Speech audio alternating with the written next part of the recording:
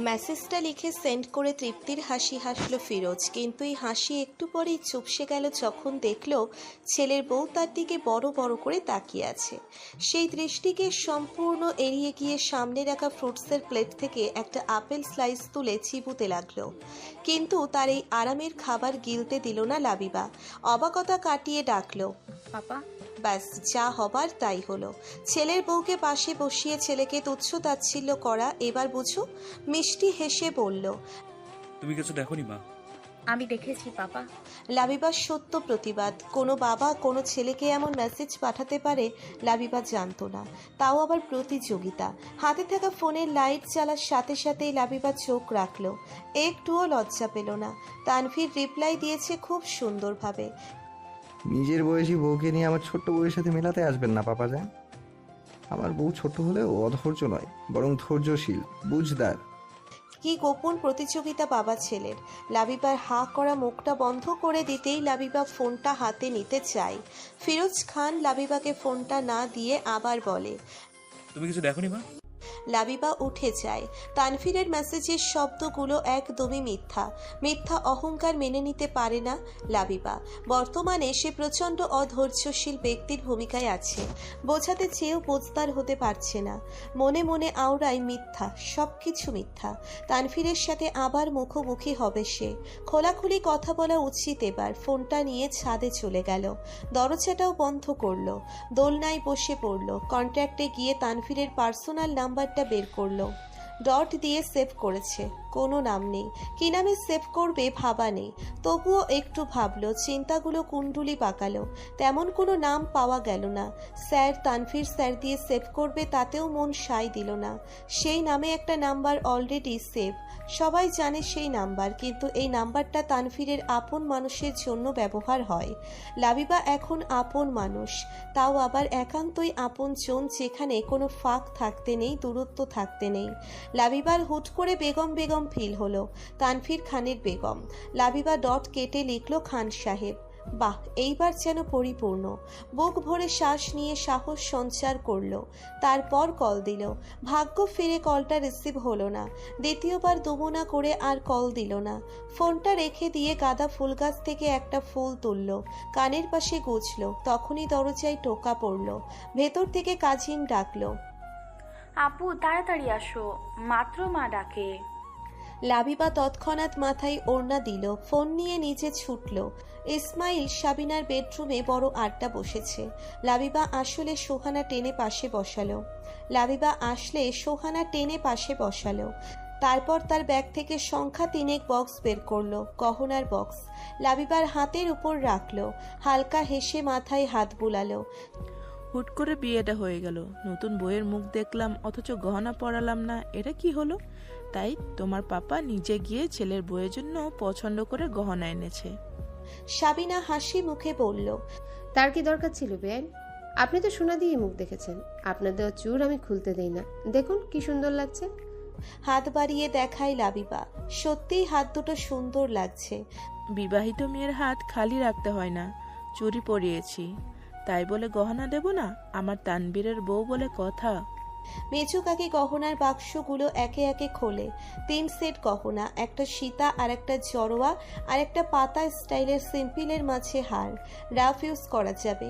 সোহানা নিচু হাতে তা লাবিবাকে পরিয়ে দেয় আর বলে, এটা সব সময় পরে থাকবে, বুঝলে? নাক ফোরাওনি এখনো? আচ্ছা, আমি সময় করে এসে পার্লারে নিয়ে ফোড়া করে আনবো। চুরি কিন্তু খুলবে না, এটা স্বামীর হায়াত বাড়ে। এত গহনা পেয়ে লাবিবার মনটা আবার খারাপ হয়ে গেল। দুশ্চিন্তা মাথা থেকে ছেড়ে ফেলেছিল, কিন্তু তা কি আর পিছু ছাড়বে? ছাড়ছে না তো। এত সব পাওয়ার জন্যই কি বিয়েটা হয়েছিল? হাতে চোট পড়ে থাকতে তার বেশ সমস্যা হচ্ছে, হাত চুলকাচ্ছে। এখন এতটাও চুলকায় না, কিন্তু গলার নিচটা যেখানে হাড় রাখা সেখানে এখন চুলকাচ্ছে। এত সমস্যাগুলো কেন চেকে ধরছে? এর চেয়ে রান্না বান্না করা উত্তম না? ইন্ডাকশন কুকারেই না হয় করলো, অতটাও ফোটাও গরম লাগবে না। যে বিলাসিতায় শান্তি নেই সেই বিলাসিতায় কী লাভ? সাবিনা বাকি দুটি সেট আলমারিতে তুলে রাখে। মেয়ে তার যে সুখের সাগরে ভাসবে এটা বোঝা হয়ে গেছে, কিন্তু জামাইয়ের পাত্তা নেই। ছেলেটা যে গেল আর এলো না। লজ্জায় কি আসতে চায় না কে জানে। তার মেয়ের মতো বউ পেয়ে কোনো পুরুষ দূরে থাকা পসিবলই না।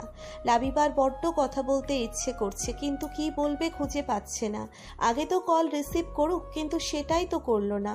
মাঝরাতে তার ঘুম ভেঙে গেছে ভয়ঙ্কর একটা স্বপ্ন দেখে। স্বপ্নে সেই সুপুরুষ কাছে এসেছে, একেবারে কাছে, যতটা কাছে এলে মানুষটার গলা জড়িয়ে ধরা যায়। লাবিবা গলা জড়িয়ে ধরেনি, সোজা দাঁড়িয়ে আছে, কিন্তু তার সুপুরুষ সোজা দাঁড়ানো অবস্থায় নেই। লাবিবার উপর ঝুঁকে আসছে, আস্তে আস্তে গালে টুপ করে চুমুও খেয়ে নিয়েছে। সেই চুমুতে লাবিবার ঘুম ভেঙে গেছে। এখন বড্ড তানফিরের কথা মনে পড়ছে। এমনিতেও তার মুখোমুখি হতে ছটফট করছে, তার উপর লোকটা সুপুরুষ হয়ে ঘুমেও হানা দিচ্ছে। মিনিট 6 পর লাবিবার ফোন বেজে উঠল। ফোনের স্ক্রিনে চলচল করছে খান সাহেব। কল ব্যাক করেছে।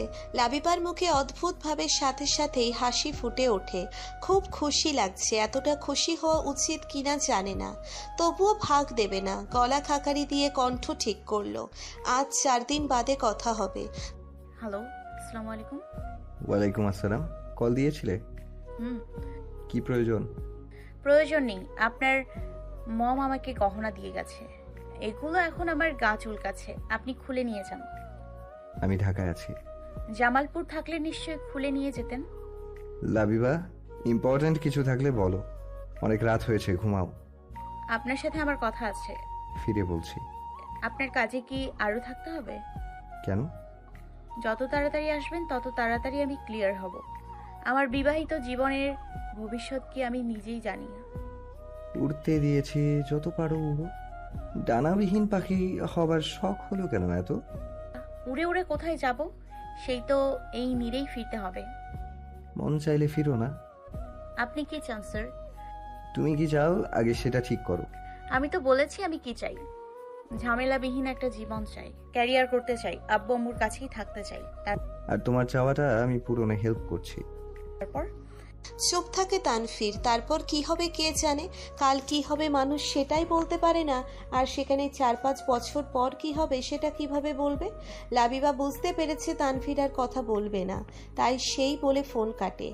আপনি আসুন, তারপর আপনার সাথে কথা আছে। তানফিরও বুঝে গেছে এই মেয়ে সব কথা ভাঙিয়েই ছাড়বে। ঢাকা থেকে ফিরেই লাবিবার সাথে দেখা করে তানফির। মেয়ে জামাইয়ের সাথে যাচ্ছে দেখে সাবিনাও খুশি বলে যেতে নেয়। রেস্টুরেন্টে বসে আগে খাবার অর্ডার করে। এখানে খাবার পেতে পেতেই সময় যাবে ঘন্টাখানেক। ওয়েটারকে মেনু সিলেক্ট বুঝিয়ে দিয়ে সরাসরি লাবিবার পানে দৃষ্টি নিক্ষেপ করে জানতে চায়, তো এবার শুনি তোমার সব কথা। রাখবেন না তো স্যার? আপনি কথায় কথায় হাইপার হয়ে গেলে আমার ভীষণ ভয় লাগে।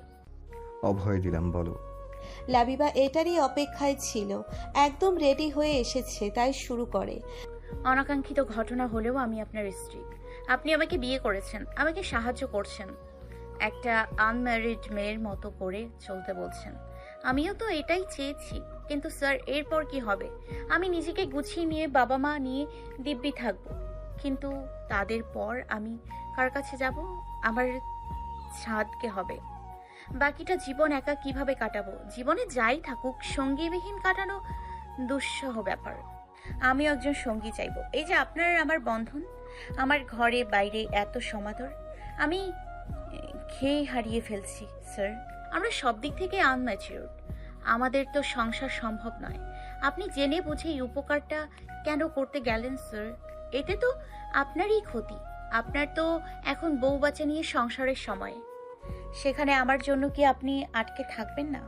আপনার ফ্যামিলি কতটা এক্সপেকটেশন নিয়ে আছে সেটা আমি দেখেছি। আমার কথা ভাবলেন, কিন্তু আপনার কথাটা তো ভাবলেন না স্যার। তাহলে এই বিয়েটা কেন করতে গেলেন?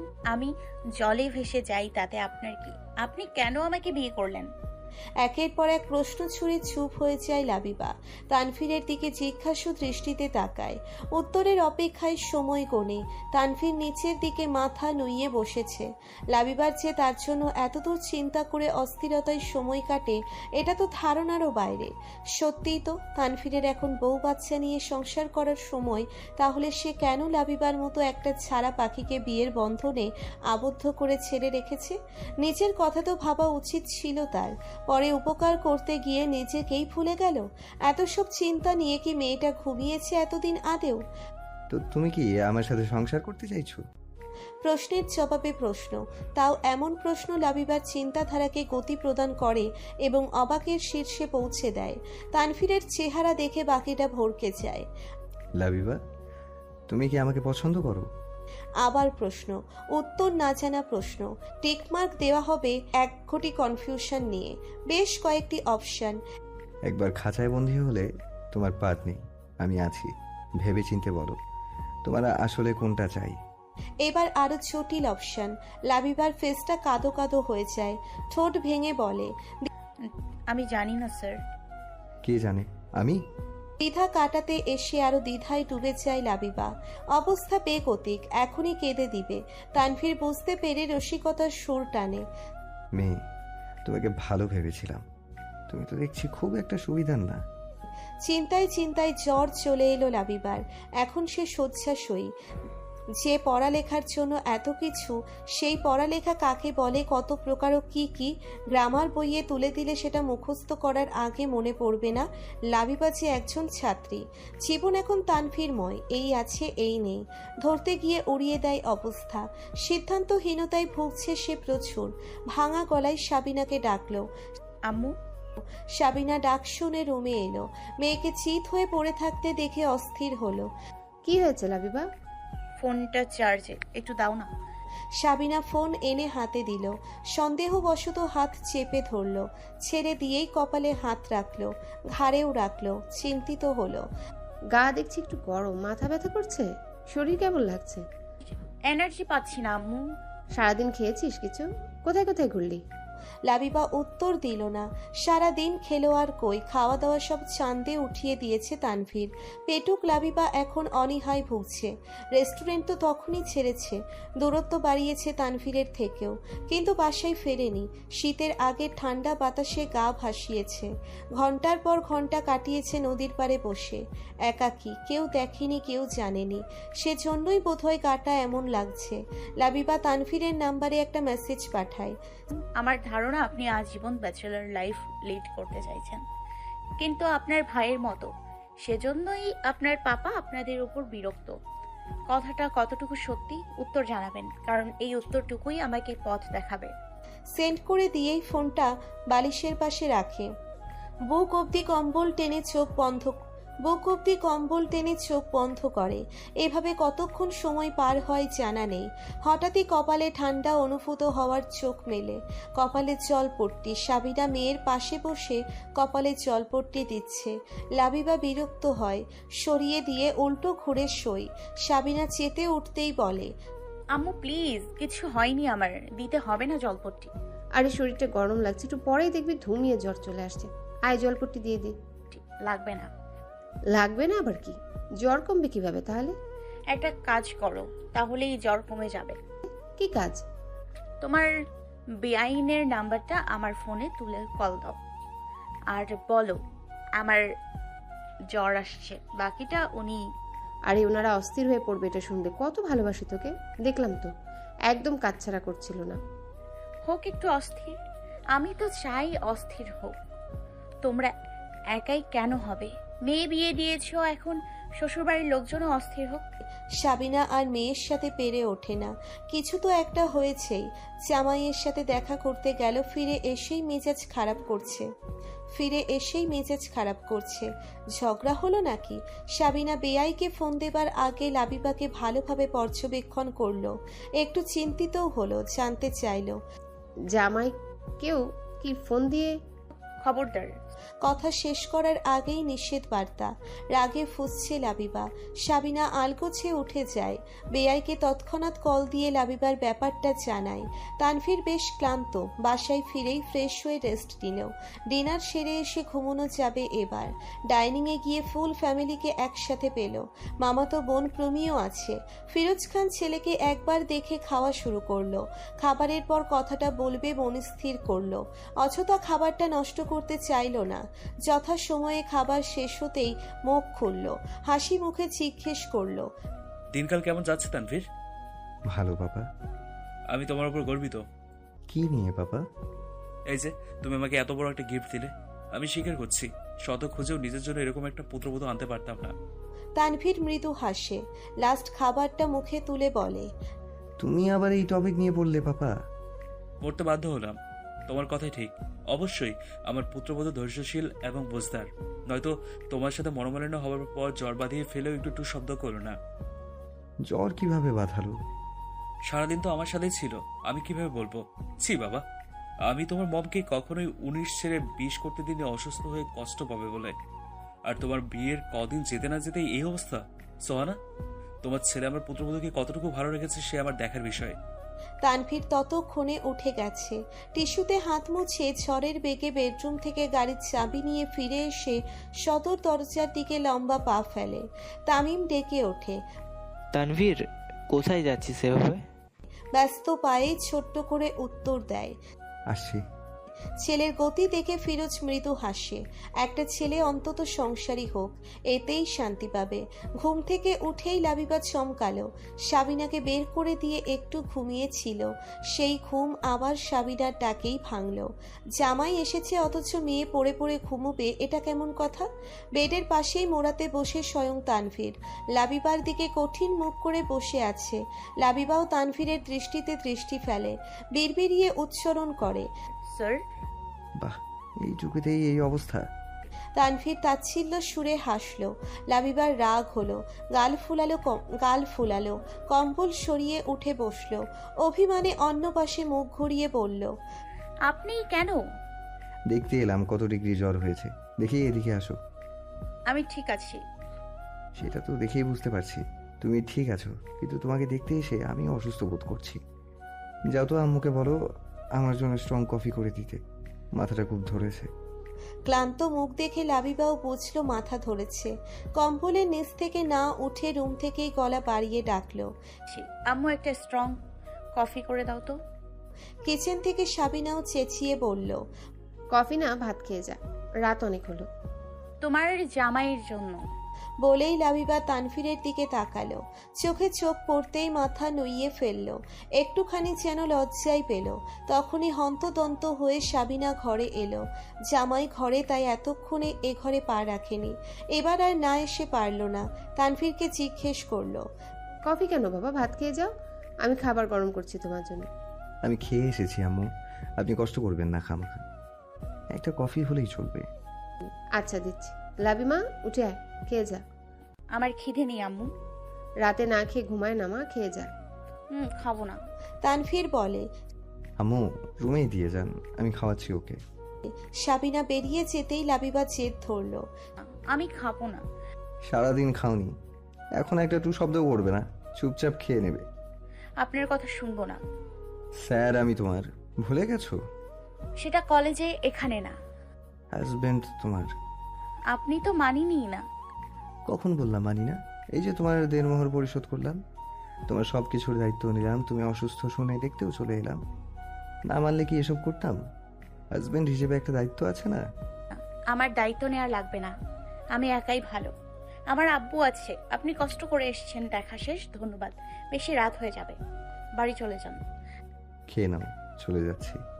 আমার খিদে মরে গেছে। খাবার খেয়ে জিন্দা করো। উফ, টু মানে? সাবিনা প্লেটে করে লাবিবার খাবারটা দিয়ে গেল। তানভীরের কফিও দিয়ে গেল। তানভীর মগে এক চুমুক দিয়ে লাবিবাকে ইশারা করলো। তাড়াতাড়ি খাও, পরে আবার আমার যেতে লেট হয়ে যাবে। লাবিবা প্লেটের দিকে তাকিয়ে আছে দেখে তানভীর তাড়া দিল। লাবিবা অসহায়ত্ব প্রকাশ করল। সত্যি আমার খেতে ইচ্ছে করছে না, সারাদিন না খেয়ে খিদেটা মরে গেছে। আমার কফি শেষ হওয়ার আগেই যেন প্লেটটা ফাঁকা হয়। তুমি তাড়াতাড়ি খাওয়া শেষ না করলে আমার আবার লেট হবে। রাতের বেলা তুমি তো আবার আমাকে নিয়ে ভাবো, আমার ভালো চাও কি না। কথাটা যে ঠেস দিয়ে বলল লাবিবা বেশ বুঝতে পেরেছে, তাই সে এমন তাড়াহুড়ো করে খেলো যে গলায় কয়েকবার আটকে গেল। ততবার পানি খেয়ে থামতেও হলো। প্রত্যেক লোকমা মুখে তোলার আগে তানভীরকে আর চোখে দেখল। তানভীর ইশারা করতেই গপাগপ গিলল। লেট না করতে চেয়ে আরও লেট হলো। তানভীর ঠিক ততক্ষণে ধীরে শুয়ে কফিটা চালিয়ে গেল। ঠান্ডা কফি লাস্টে কিছুটা মগে পড়ে রইল। হাত ধুয়ে লাবিবা মগ সহ প্লেট কিচেনে রেখে এলো। সাবিনাকে নিয়ে যেতে বললেও এলো না, লাবিবাকেই রেখে আসতে হলো। রুমে এসে দেখলো তানভীর গলার পাশে শার্টের বোতাম খুলছে। লাবিবা দেখতে দেখতেই এসে বিছানায় ঠিক আগের জায়গায় বসলো। পায়ের উপর কম্বল টেনে তানভীরকে বলল। এখন আপনি যেতে পারেন। তানভীর বড়সড় একটা হামি তুলল। লাবিবা ভ্রু কুচকালো। তানভীর পকেট থেকে ফোন ওয়ালেট বের করে ওয়ার্ড্রবের উপরে রাখলো।